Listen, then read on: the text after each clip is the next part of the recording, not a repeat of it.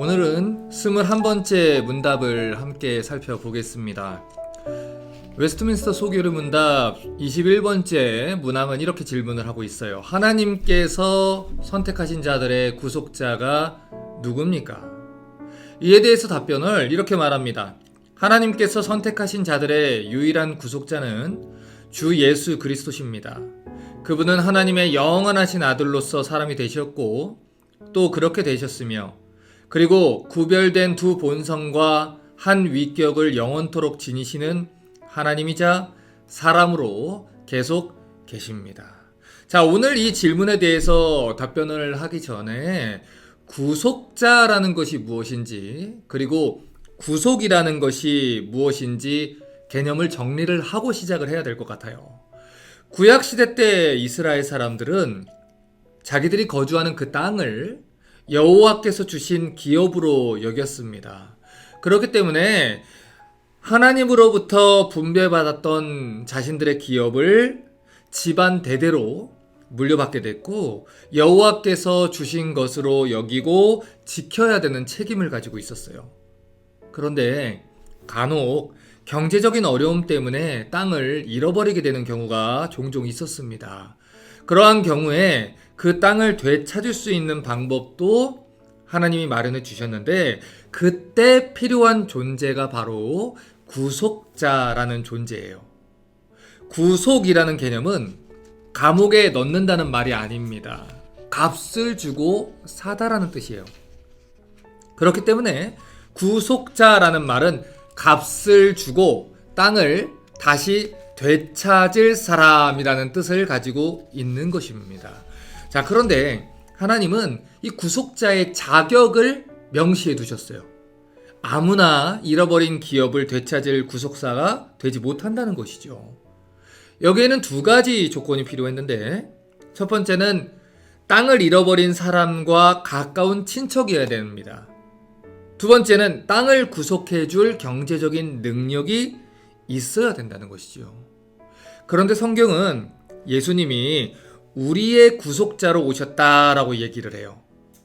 구약시대 때 기업을 잃어버린 자들을 구속자가 구원해줬던 것처럼 죄를 짓고 하나님 나라에서 쫓겨난 인류를 구원할 그 구속자가 예수님이다 라고 이야기를 한다는 것이죠.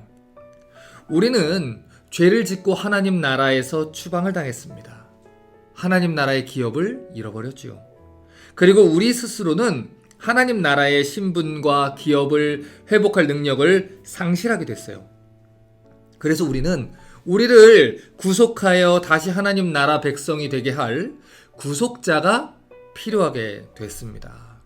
자, 그런데 앞서 이야기한 것처럼 구속자에게는 두 가지 조건이 필요하다고 했잖아요. 첫 번째는 우리와 같은 친족, 우리와 같은 인간이어야 되는 것이고, 두 번째는 우리를 구속할 능력이 있어야 된다는 거예요.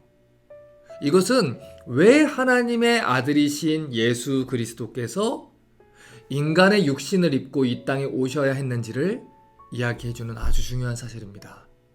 로마서 6장 23절은 죄의 삭은 사망이요 하나님의 은사는 그리스도 예수 우리 주 안에 있는 영생이라 라고 얘기를 합니다. 하나님의 율법이 요구하는 죄의 값이 무엇입니까? 사망이에요. 그렇기 때문에 죄를 지은 모든 사람은 영원한 죽음의 형벌, 즉 사망을 당하게 되어 있습니다. 그런데 로마서 3장 23절이 또 뭐라고 했습니까? 모든 사람이 죄를 범하였음에 하나님의 영광에 이르지 못하더니, 이렇게 얘기를 해요. 그러니까 성경은요, 모든 사람이 한 사람도 예외 없이 하나님께 죄를 범했다라고 얘기를 한다고요.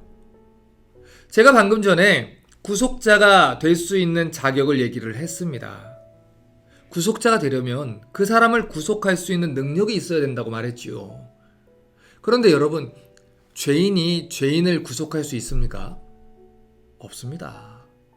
죄인들은 자신의 죄로 인해서 죽음의 형벌을 받아야 하는 존재지 결코 다른 사람들을 구원할 수 있는 능력이 없어요.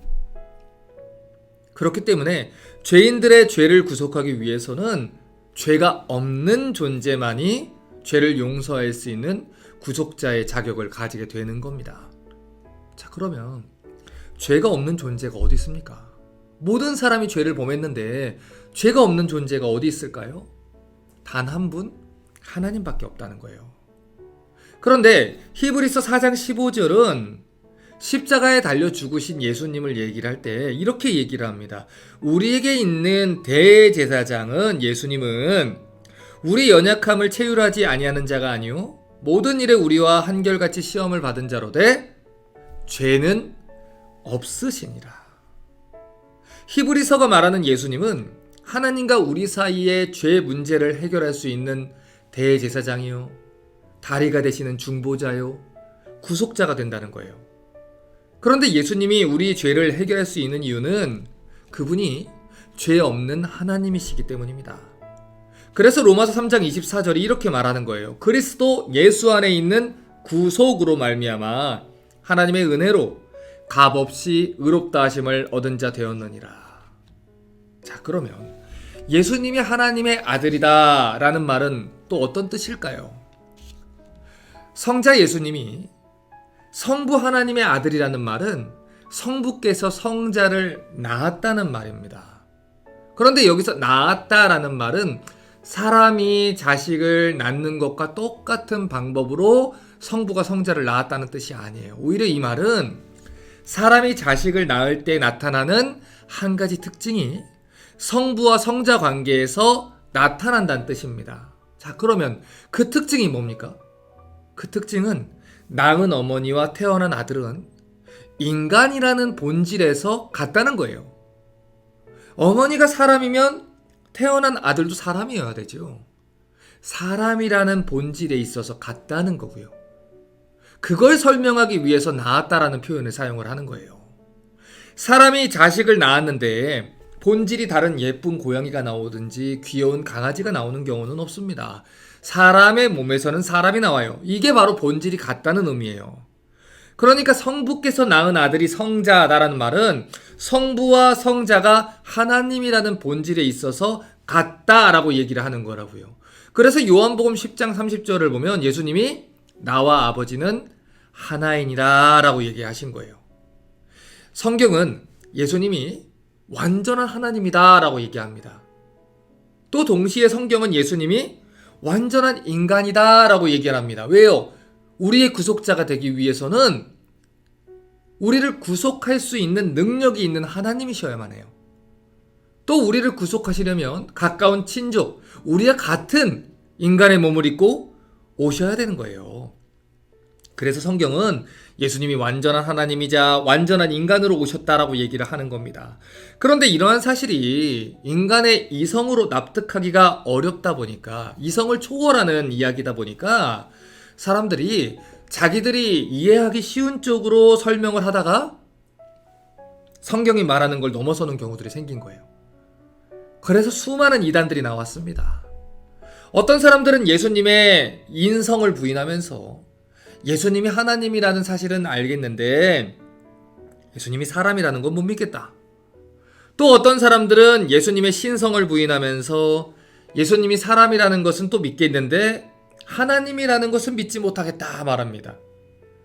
예수님 당시에 유행했던 그 그리스 헬라 사람들의 철학을 보면은 이원론적인 사고방식을 가지고 있었어요. 물질은 악한 것이고 영적인 것은 선하다라는 사고방식을 가지고 있었어요. 그러다 보니까 이 헬라적인 사고방식을 가진 사람들한테 영이신 하나님이 이 악한 인간의 육신을 입는다는 것은 받아들이기가 어려운 것입니다. 자기들이 가진 사고를 가지고 하나님을 담으려고 하니까 어려운 거예요. 또 히브리적인 이 사고를 가진 이스라엘 사람들한테 예수님이 성부 하나님과 동등한 하나님이다, 이 사실은 받아들이기가 어려웠어요. 그래서 이러한 사고 철학을 가진 사람들은 예수님이 영원한 하나님이 아니고 만들어진 피조물인데 피조물 중에서는 뛰어난 존재일 뿐이지 하나님은 아니다, 이렇게 주장을 했다는 것입니다. 하지만 예수님의 신성과 인성 중 한 가지를 부인하는 건 둘 다 성경과 틀린 교리를 말하는 거예요. 왜냐하면 성경이 예수님의 신성과 인성을 동시에 강력하게 증거하고 있기 때문이에요. 그렇기 때문에 이 시간 우리가 다 이해하지 못한다고 하더라도 분명하게 붙들고 가야 되는 사실이 있어요. 예수님은 완전한 인간이자 완전한 하나님이었다는 것입니다.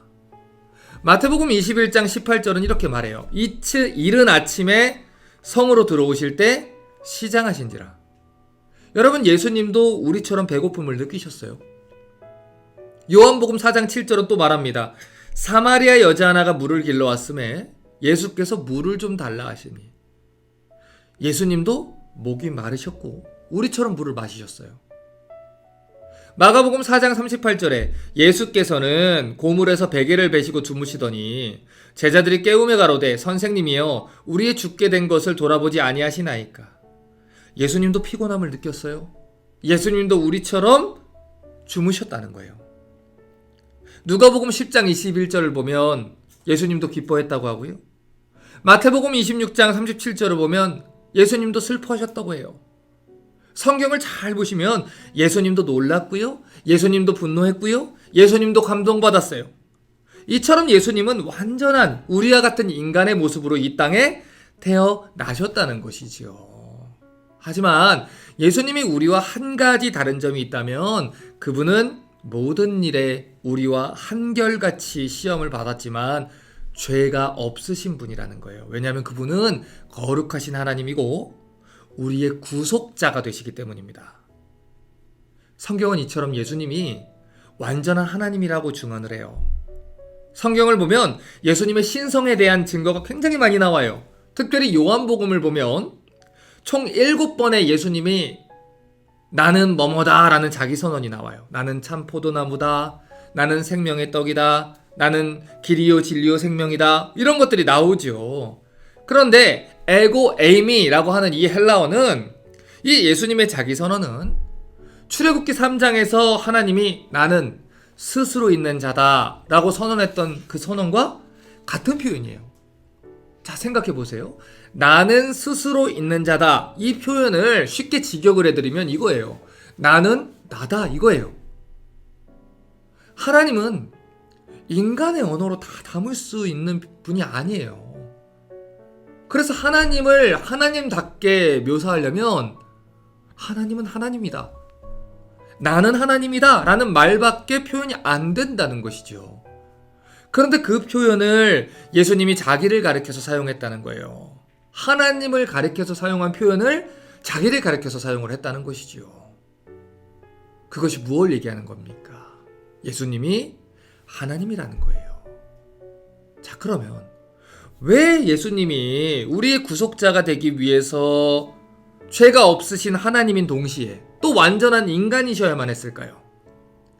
예수님이 인간이어야만 했던 이유를 에스겔 18장 4절이 이렇게 말해요. 모든 영혼이 다 내게 속한지라. 아비의 영혼이 내게 속한 같이 아들의 영혼도 내게 속했나니 범죄하는 그 영혼이 죽으리라.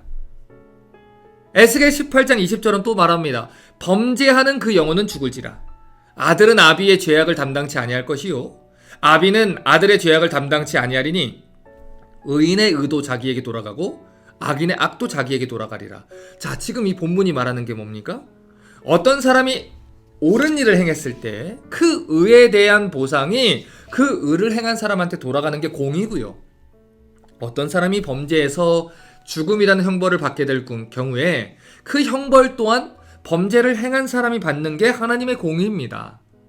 이 본문은 하나님의 공의를 말하는 거예요. 그러므로 하나님의 이 공의의 원리에 근거해서 추론해낼 수 있는 진리가 뭐냐면 인간이 범죄했을 경우에는 그 범죄에 대한 형벌을 인간이 받아야 된다는 거예요.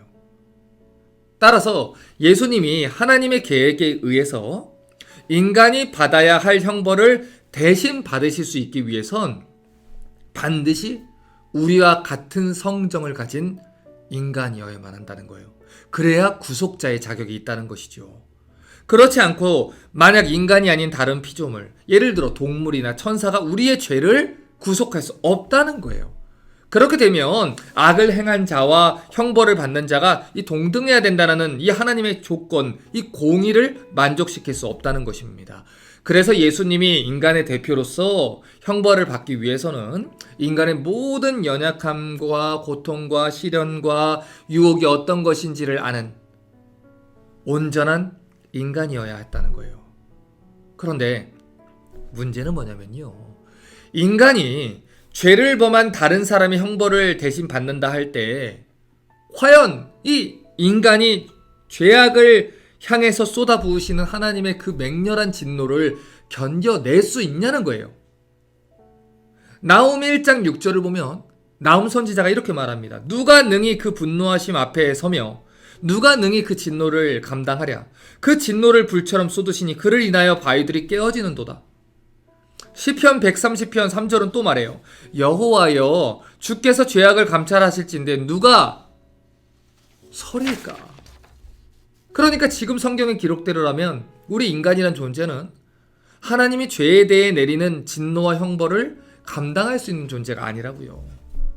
우리뿐만 아니라 온 인류가 범한 그 헤아릴 수조차 없이 많고 악독하기 이를 데 없는 죄악들에 대해 성부 하나님이 내리는 그 어마어마한 진노의 무게를, 그 심판과 형벌을 누가 감히 감당할 수 있겠냐고요.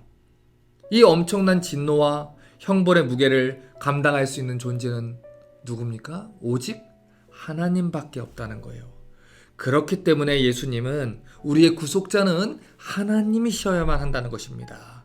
그래서 성경은 우리의 구속자인 예수 그리스도가 완전한 하나님이요 완전한 인간이다 라고 증거를 하는 거예요. 예수님이 완전한 사람으로 오셨기 때문에 사람의 죄를 용서할 수 있는 구속자의 사역을 감당할 수 있고, 예수님이 또 완전한 하나님이기 때문에 사망에 붙들려 있지 않고 우리의 죄를 용서하고 다시 부활할 수 있었다는 겁니다. 물론 때때로 이러한 내용들이 완전히 이해되지 않을 수가 있어요. 하지만 그럴 때는 하나님과 우리의 이 존재의 차이를 이해하면 이해에 도움이 됩니다. 우리는 유한한 존재예요. 하나님은 우주보다 더 크신 무한하신 존재예요. 우리는 시간과 공간의 제한을 받는 유한한 존재예요. 그런데 어떻게 우리가 감히 하나님의 존재를 다 이해할 수 있겠습니까? 하나님이 전능하신 분이기 때문에 완전한 인간이자 완전한 하나님으로 오실 수 있었던 것이고, 하나님이시기 때문에 한 인격 안에 구별된 신성과 인성을 가지고 있을 수 있는 거예요. 그래서 제가 중요한 말씀을 드릴게요. 하나님이라면 답이 됩니다. 하나님이기 때문에 답이 되는 거예요. 그러므로 아이들에게 이 교리들을 설명해 주실 때 때때로 아이들이 다 이해하지 못한다 해서 억지로 이해시키려고 하거나 답답해하지 마십시오. 성경은 다 이해가 돼서 믿을 수 있는 게 아니에요. 이해되지 않아도 하나님이 믿게 해주시면 믿을 수 있는 게 성경이고요. 이해가 또 되면 믿는 게 더 확실해졌기 때문에 감사할 따름이에요. 그러므로 우리 자녀들에게 하나님이 믿음 주시기를 여러분 계속 기도해 주시고, 우리가 해야 되는 건 뭡니까?